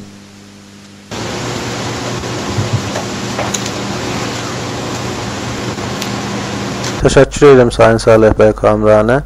Sayın Salih bəy Yıldırım, buyurun bu haqda sizin fikirlərinizi eşidək. Təşəkkür edirəm Sayın Cengiz bəy, Sayın Salih bəy Kamranə nəzərlərini verdilər mövzu haqqında. Bu ki, bu demokratik dalgadan, yani Orta Doğu'da başlanmış demokratik dalgadan sui-istifadə olunacaq. Buna mən iki həftə, hətta o zaman ki, Misir hərəkəti sonuca varmamışdı. 10 gün, 12 gün hərəkətdən geçsəndə bu müsahibəmdə vurguladım ki, yaşlılar bundan faydalanmağa, sui-istifadə eləməyə və bu dalğaya minməyə qalxacaqlar, çalışacaqlar. Ki, millətlərin hərəkatını, millətlərin potansiyelini bir türlü arxalarına çəkə bilsinlər. Və buna biz gördük. Yaşlılar həmən 25'ində çağırış verdilər. Əlbəttə bir qüvvə oluştura bilmədilər. Bütün onlar filmlərine baxanda bəlli olur ki, montaj və hətta adlı millətin gedişini 5-3 dəfə girir işlərine qarışdırır, təzahürat kimi göstərməyə çalışırlar. Və ya onun ardından görürük ki, Sayın Salih bəyin də işarə elədiyi kimi balta sapları və ya hətta fars şovinistləri özlərini Azərbaycanlı adlandıraraq Azərbaycanda təzahürat yerləri təyinləşdirirlər, təzahürata çağırırlar ki, orada bir İsfənd ana dilini 2 İsfəndin əvəzində bir İsfəndə salın deyə gəlin xırılında təzahürat edin ki, yaşlılara müsadir olunsun. Yəni, bütün bu taşizlərin hamısı millətimizin ayıqlığı nəticəsində o davanın kəsin, çıplaq və aydın formada millətimizə tərəfindən mənimsəndiyi və savunduğuna görə hamısı xüsusa olundu. Və gələcəkdə də xüsusa olunacaqdır. Niyə? Çünki bizim bugün milli hərəkət çərçivəsini vermişdi. Bir çərçivə var. O çərçivə nədir? O çərçivə millətimizin xiyabanlarda verdiyi şuarlardır. Millətimizin şuarları deyir, haray haray mən Türkəm. Təbriz, Bakı, Ankara, biz hara, Faslar hara. Azərbaycan bir olsun, mərkəzi Təbriz olsun. Azərbaycan bizimdir, Afganistan sizindir. Ancaq yaşın nədir? Yaşın deyir ki, Sayın Salih bəy də vurguladı. Nə qəzzələniblan, canəm fədai İran, İstiqlal Azadi Cumhuri İranı. Və bu tipli şuarlarından hərəkət eləməklədir ki, yenə də ona təpki olaraq Azərbaycan da İstiqlal Azadi Cumhuri Azəri. Bu kağıtın içine koyduğunda herhangi bir hareketin Azerbaycan'ın xeyrinə olup olmadığını gösterilir, bellenir bütün milletimize ve ona göre de ona destek verilmemesini her bir adlı vətəndaşımız da bilebilir. Ki görürük yaşlıların, İrancıların, Azerbaycançı iddiasında olan İran kuyruklu şəxslərin çağrışlarına necə etimadsız yanaşılır. Bu milletin gəlişməsini, bu savaşın dərinliyini və o mərzilərin, sınırların təyinləşməsini göstərir ki, ümumiləşibdir. Kütlə belə bunu təşxis verir ki, bu çağırış bizim deyil. Bu çağırış bizim ola bilməz. Ana dilidirsə, niyə bir hissəndə olur? Ana dilinin ölçümünü deyil. Niyə yaşlılara nümayəncə edəcək? Niye Farsların dalsızca gitmeye sürekleyeceği ve bu milli şuur yaşlıların ve onlara destek verenlerin, onların buyruğu olanların şantajlarını indiye kadar kursa etmişti. Ve kesinlikle bunlar da oturmayacaklar, onlar yine de başka taktiklerden faydalanacaklar, başka taktiklerden istifade edecekler. Milli tağlarımız, milletimiz eyni çarçıra koyarak her bir hareketi eyni galibin içine koyarak, eğer o galiptedirse bizim hareketimiz, değilse ondan demek katılmak bizim xeyrimize değildir diye katılmayacaktır. Hatta biz şahit olacak bu şantajlardan, ben geçenlerde de bunu vurgulamıştım, şahit olacak bu günlerde görecek daha çok bu yaşlılar, daha çok milletlerden danışacaklar. Çünkü yaşlılar başladığı yerde boğuldu. Başladığı bir yerde boğuldu ve dostların işarelediği için büyük bir tezat öz içinde yaşamaktadır, bir uçurum içindedir. Yani yaşlıların başçısı hakimiyetin bir kanadı olarak hakimiyette reform istese, Cumhuri İslam'ını korumak istese, hattı imamı, doğru hattı imamın iddiasında olduğunu, vilayet fəqihin destekçi olduğunu ileri sürse de onun gövdəsi neyinir? Gövdəsi məcburiyyət vilayət fəqihdir. Yani gövdə ilə rəhbəriyyətin arasında böyle bir uçurum yaranmıştır. Bu özü de o yaşlılarda demek kütlevi bir paya olmadığını subut edir. Yani kütlede itiraz hissi var, kütlede muhalefet hakimiyyətlə var, muhtelif mövqelerden var. Ama bu zərurətən yaşlıların paygahı anlamında değildir. O yüzden de yaşlılar öz içlerinde uçurum yaşamakta olduklarıyla beraber Salih Bey'in vurguladığı kimin hatta en azından yani belə baxsaq məsələyə Cumhuri İslamı 30 ildir, 32 ildir hakimiyyətdə öldürdüğün öldürüp, kəsdiğin kəsib, astığın asıb, zinlərə saldığın salıb özünü təsbitləşdiribdir. İndi bunu nefyeli demokrasi şuarı altında ve başka bir diktatör.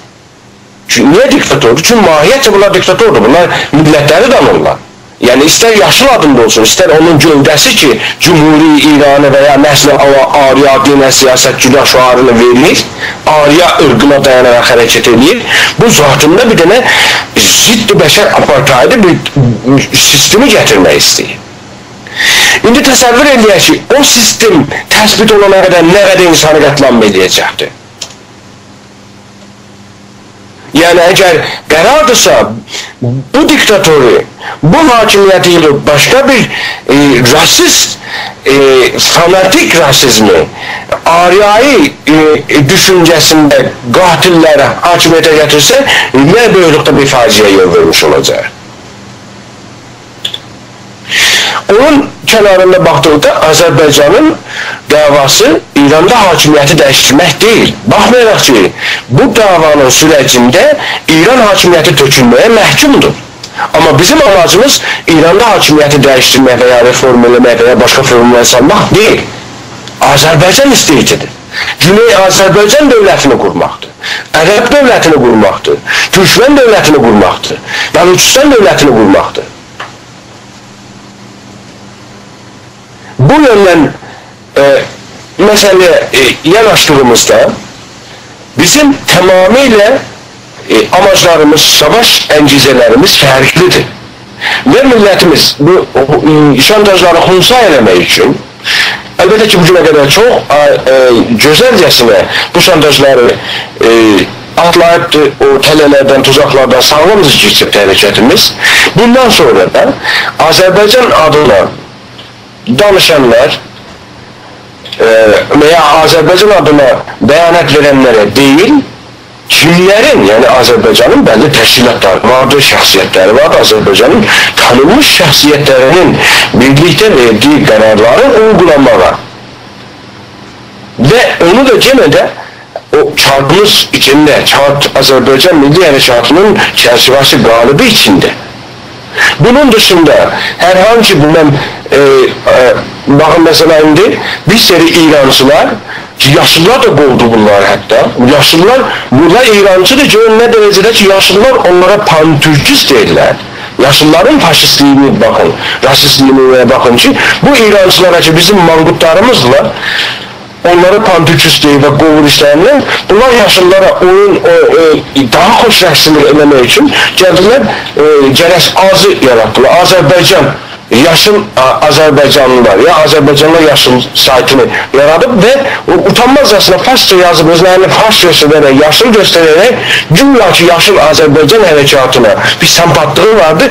Azərbaycanda özlərinə sempatlıq, yaşıllara sempatlıq qazanmağa çalışırlar. Baxın nə dərəcədə yəni o üzr istəyirəm yaltaqlıq kültürü özü türkdür. Farsçının özünü aparır. Yazısını da birine farsın, yaşlının yazısı kimin göstermeye çalışır, saytından təbliğ etmeye çalışır ki, biz Azərbaycan milletine desin ki, yaşlılar sizin dərdinizdə var, yaşlılar bunu rədd edir. Yaşlı düz deyirsə öz saytında yazsın. Və hətta bu gündən sonra bayaqlarda vurguladım ki, bunlar məcbur millətlərin, qoyunların haqlarından danışaraq meydana çıxacaqlar, daha etibarı yoxdur, daha inanmamalı. Zamanında danışmalıydılar, eləməliydilər. İndi çarəsizlikdən bizim ayaqlarımıza düşəcəklər. Çünki bizi, özellikle de Azərbaycandır. Bu bölgenin siyasetini təyinləşdirən Azərbaycandır. Biz öz etibarımızı ucuz xərcləməliyik. Sayın Çəngiz bəy vurguladı, Sayın Salih bəy vurguladı. Başqası üçün qan verməyəcək. İran'da başka bir diktatörü için, başka bir devlet kurulması için, başka bir hakimiyet üstüne gelmesi için qan vermeyecek. Biz təyin edici qüvvəyi ne fərəd İran'da, Orta Doğu'da, bölgede 35 milyon Azərbaycan, 10 milyon kuzeyde, 5 milyonun artıq yurt dışında, 50 milyonluk Azərbaycan o kadar iktisadi potansiyellere malik, elmi potansiyellere malik, hərbi potansiyellere malik, stratejik, jeopolitik coğrafyaya malik olan bir milletin ve bunu doğru dürüst değerlendirmeli. Herhangi bir demokrasi ve bezenmiş, demokrasi bəzəyi altında, insan haqqı bəzəyi altında, ədalət bəzəyi altında, din bəzəyi altında, dinsizlik bəzəyi altında, sosyalizm bəzəyi altında verilən şüarlara mütləqa aldanmamalı. Milli haqlarımız birinci planda, milli azadlığımız birinci planda, milli dövlətçiliyimiz birinci planda və milli bağımsızlığımız birinci planda olmalıdır. Ne istersek de, ister demokrasi, içtimai ədalət, sekularizm, din hakimiyyəti veya buna benzer bütün isteklerimiz Azərbaycan milletinin iradesiyle bağımsız Güney Azərbaycanda oluşacaktır ve oluşmasına çalışmalıdır. Bu yüzden de herhangi bu təbliğatlara, şantajlara necə ki bugüne kadar millətimiz zəka ilə, diqqətlə yanaşıb və nəf edib, müsbət nəf edib, yəni nəf edibdir, Şahin Salih bəy də vurguladı, əməl edibdir. Özünü səhnələr Azərbaycan Milli Hərəkatı həmişə səhnədə olubdur və yenə də səhnədədir. Təbiidir ki, sabahki tuzaqlardan, şantajlardan da sağlam çıxacağına əminik. Yenə də vurgulamaq istərdik ki, Azərbaycan adına səslənilən hər hangi mövzədə buna diqqət olunmalıdır ki, bunu kim yayır, kimin adından, kimin dilindən yani Azərbaycanın görkəmli şəxsiyyətləri, özünə məxsus təşkilatları, mediası vardır. Buradan səslənilməlidir. Yoxsa yaşının, bilməm, İran insan haqlarının və ya məsələn səhər televiziyonunun və ya ona bənzər kanallarının verdiyi hər hangi bir bəyanat, çağırış və istək Azərbaycanın ziddinə, Azərbaycan Milli Hərəkatının əleyhinə demək təşəbbüslərdir. Mən təşəkkür edirəm və mikrofonu Sayın Yaşar bəy sizə bıraxıram. Buyurun. Teşekkür ederim Sayın Salih Bey Yıldırım. Başka bir sualla programımıza devam etmek istedim. Bildiğiniz kimi İran mehverli düşünce Sudan bağımsızlığından aslen danışmır. Mısır ve Tunis meselesini kabardarak yüzde demokratik şuarlarla sözde İran milletini diktatorizme karşı harekete çekmek iddiasındadır. Elbette onların iddia ettikleri demokrasi de milletlerin milli hakları perde arkası edilerek sabahın demokratik dövlətində vədələrlə aldatmağa çalışırlar. Aya bizim dərdimiz sadəcə və sadəcə diktatorizmdir, ya onunla bağlı bütün işgal simgelərinin yox olması və bağımsızlığımızdır? Bu vədə və şüarlara necə baxırsınız? Sizcə bu şüarlar 57-nin inqilabında da şah getsin, hər şey düzələcək kimi müpəm şüarlardan fərqlidir? Aya millətlərin haqlarını tanımayan və tartışa bilməyən hər hansı bir qüvvə demokrasi iddiasında ola bilər və özün demokrat adlandıra bilər? Ümumiyyətlə bu zahirdə inqilabi, gözəl və aldadıcı şüarlara millətimiz necə yanaşmalıdır? Sayın Çəngiz bəy Göytürk, buyurun bu haqda fikirlərinizi izləyicilərimizlə paylaşın lütfən. Hörmətli Salih və Kamran'ın iki dənə çox önəmli məqamı vurguladı. Mən bunları bir daha təkrarında mən yarar görürəm. Onlardan birisi məhz elə bu sizin vurguladığınız sualla da birbaşa irtibat içərisindədir. Birbaşa bu məsələyə aid olan düşüncədir.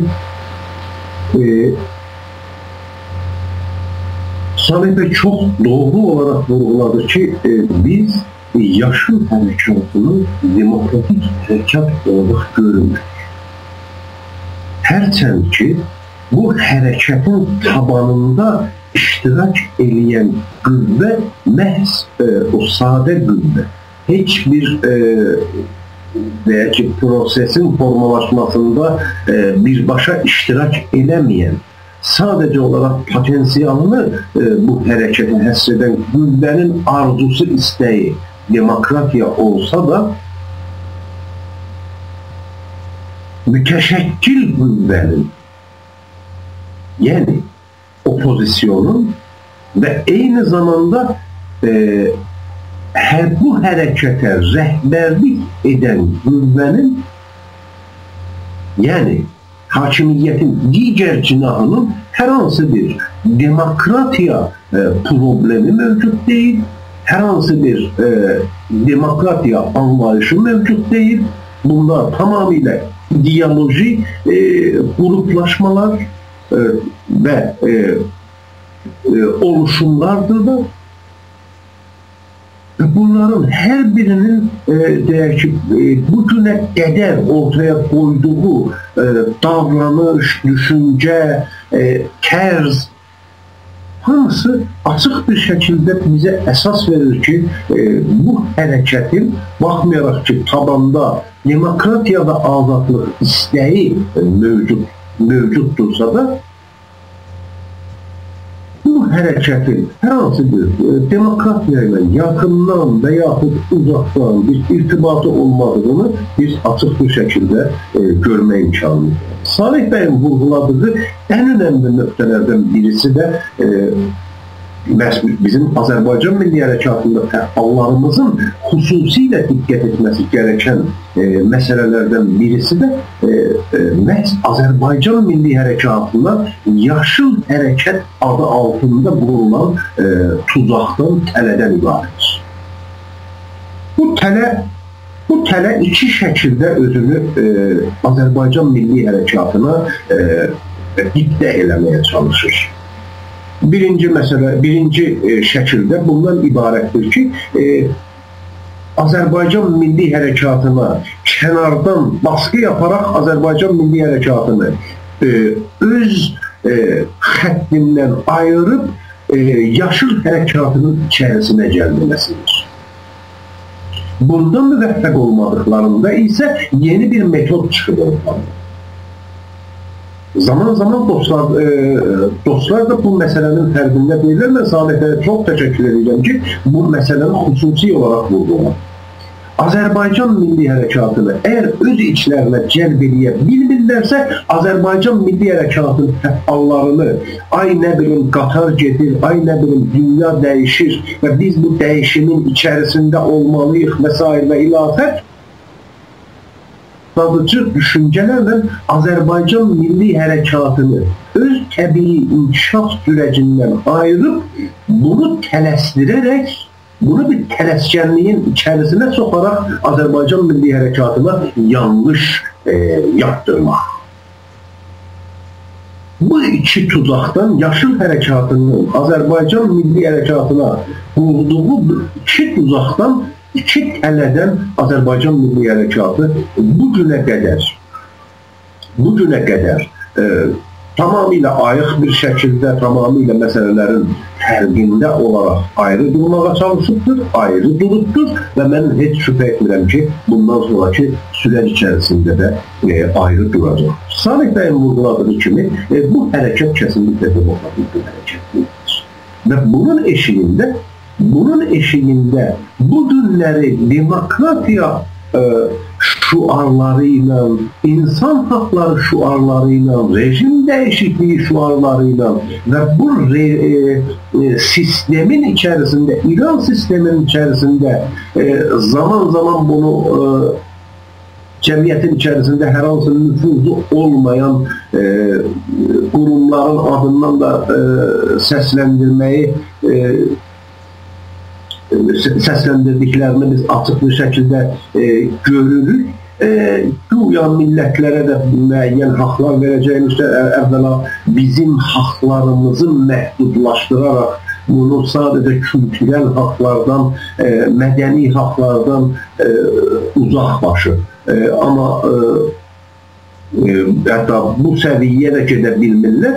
Bunu sadəcə bir dil, öz dilində yazıb oxuma, öz dilində təhsil alma hüququ kimi məsələlərlə xülasələndirərək səsləndirən qüvvələr də mövcuddur. Amma bu qüvvələrin Salih bəy də bayaqları çox doğru vurğuladı. Ümumiyyətlə bu ortaya atdıqları və bu günləri, bu pərdə altında gizləndikləri məsələlərdən ümumiyyətlə heç anlayışları mövcuddur. Bizim milli haqlarımızı təmin etməyə söz verən qüvvənin ümumiyyətlə bizim milli haqlarımız nədən ibarətdir, bu milli haqlar nədir, bununla bağlı hər hansı bir tanımlamaları da mövcuddur. Bunu sadəcə olaraq bugün Azərbaycan Milli Hərəkatının və onun fəallarını uzağa düşürmək üçün, təliyə salmaq üçün zaman təbii olaraq bizim ziddimizə durub hərəkət etsələr bizi özlərinə cəlb eləmək imkanları olmayacaq. Dolayısıyla zaman cəmiyyətə xoş gələ biləcək bir sıra məsələlər. Məsələn, keçənlərdə Kərqubinin bir yalvarışı, yaxarışı vardır Azərbaycan xalqı. Bu, Azərbaycan xalqına deyir ki, artıq biz sizə çox demirik ki, çox deməyimizdən peşmanıq. Hətta Xatəmi də əgər zamanında çok deyibdirsə, onun öz ifadəsi ilə deyək ki, ayıb çıxmasın, bica eləyir. Bunun Azərbaycan xalqından da Azərbaycan Milli Hərəkatının, Yaşıl Hərəkatının liderinin Azərbaycan xalqından və Azərbaycan Milli Hərəkatından anlayışı məhz bundan ibarətdir ki, biriləri bizə çox deyibdir və Azərbaycan xalqı bu çoxça reaksiya olaraq milli hərəkatını yaradır. Bunun anlayışı bundan ibarətdir. Diğerlərinin anlayışı fərqlidir. Diğerlərinin də anlayışı fərqlidir. Dolayısıyla bu ortaya atılan renkli, xoşagəlin şuarların arkasında hər hansı bir ciddi ideoloji nəzəri dayaqda mövcud deyildir. Çünki bunlar ümumiyyətlə bu məsələləri başa düşmür. Və ikinci tərəfdən ən önəmli məsələdir. Bunlar ibarətdir ki, bayaqlarda vurdular. Biz İran probleminin həllinə yönəlik Azərbaycan Milli Hərəkatı və onun nəzəriyyəsi adında bir alternativ oluşturmağı bacarmışıq və bunu bütün dünyaya etdirmişik. Hər hansı bir məsələ adı altında bizim gedib başqa alternativlərin içərisində yer almamız istər-istəməz millətimizin 100 illik mübarizəsinin təcrübəsi əsasında oluşan bir alternativi, yəni 100 illikdə oluşan bir əməyin, bir mübarizənin, bir fədakarlığın, böyük fədakarlıqların, yüz minlərlə insanın qanının başqa bir alternativə ondan verilməzdir. Bizim belə bir haqqımız var mı? Nə qədər də rəhli şuar göstərir. Bizim pişəvəri hərəkatının şəhidlərinə və o şəhidlərinin qanları əsasında oluşan təcrübəyə və ənəniyə xəyanət etmə şansımız və imkanımız varmı? Bizim Şeyx Məhəmməd Xiyabani hərəkatının şəhidlərinin qanlarına və o qanların və o fədakarlıqların nəticəsində oluşan təcrübəyə və ənəniyə xəyanət etmə şansımız və imkanımız varmı? Bu xəyanəti edərsək, mən istəmirəm burada ad çəkəm, amma ad çəkməklə məcburiyyətində qalır. Şəbüslərdən fərqinci. Azərbaycan Milli Hərəkatı öz yolunu davam edər və biz şəbüslərə çevrilir. Dolayısıyla nə bizim belə bir şansımız, nə belə bir imkanımız və nə belə bir haqqımız mövcud deyildir ki, Azərbaycan Milli Hərəkatının hədəfləri, ideyaları və düşüncələri və şuarlarının eşiğində hər hansı yabancı bir düşüncəyə, şuara, hədəfə və düşüncəyə doğru yürümək. Sağ olun Sayın Cəngiz bəy Göytürk.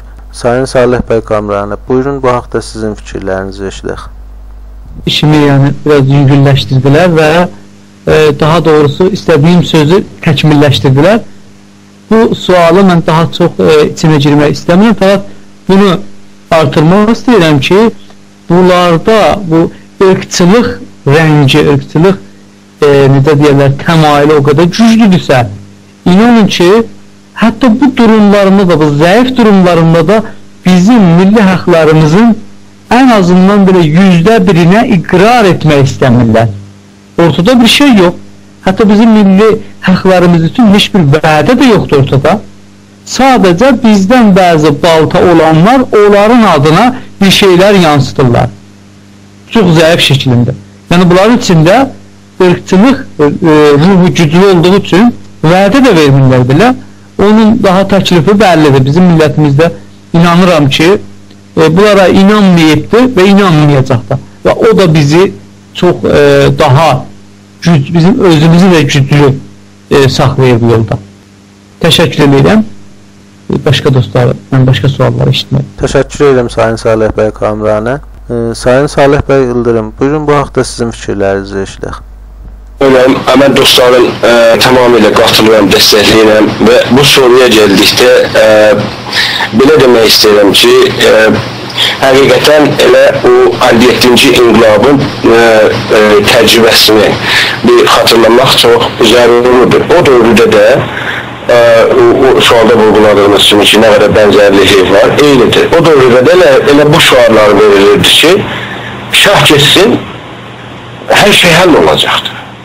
Amma biz gördük ki, şah getdi, onun yerinə şahdan da diktator, şahdan da cəllad birisi, bir sistem gəldi və ondan daha da sistematik bizi əsimilə eləməyə, yox eləməyə və minlər insanı din adına, din diktatorizmi altında, totaliter bir sistemin altında edam ederek, minlərlə cavanları işgəncələrə, zindanlara çəkərək və bu cümlə yüzlərlə bizim milli fəallarımızı zindanda saxlamışdır. Nəticədə İran məhvərli, İran mərkəzli düşüncə ki, bu dalğanı İranda sadəcə diktatorizmin dəyişməsinə yönəldir. Mən bayaqlarda söhbətimdə vurguladım ki, bizim davamız sadəcə diktatorizmin dəyişməsi ilə, getməsi ilə deyildir. Bəlkə eyni zamanda ki, bizim davamızın əsnasında bu diktator hakimiyyət köküləcək, eyni zamanda bağımsız Azərbaycan dövləti, yəni milli azadlıqlarımızı təmin edəcək amaçlar dayanır. Ona görə də hər hangi bir şuar və vədə elə Cumhuri İslamının o dövrdə verdiyi vədələrdən dəyişik olmayacaqdır və ya Cumhuri İslamının anayasasında yazılan vədələrdən başqa bir şey olmayacaq, en azından onlar kətbidir, bunlar hələ şifahi formadadır. Biz bunu bilirik ki, bütün ideoloji və qüvvələr gücə çevrilmədən əvvəl özlərini çox insani, çox yumuşaq, insansevər, azadlıqsevər göstərərlər. Ki, o insanların azadlıq hissiyatından, mübarizə hissiyatından, insansevərlik hissiyatından dəyərlənib özlərinin hakimiyyətlərini bərkitsinlər.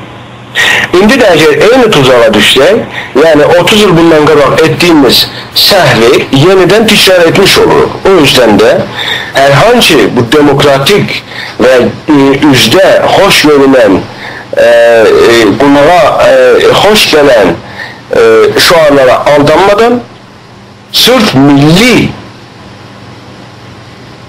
davamız, milli istəklərimiz, milli hədəflərimiz uğrunda savaşımızı yönetmeli ve ne olursa olsun tabii ki bütün proseslerden faydalanmak şartıyla o istikamette biz savaşımızı aparmalıyız.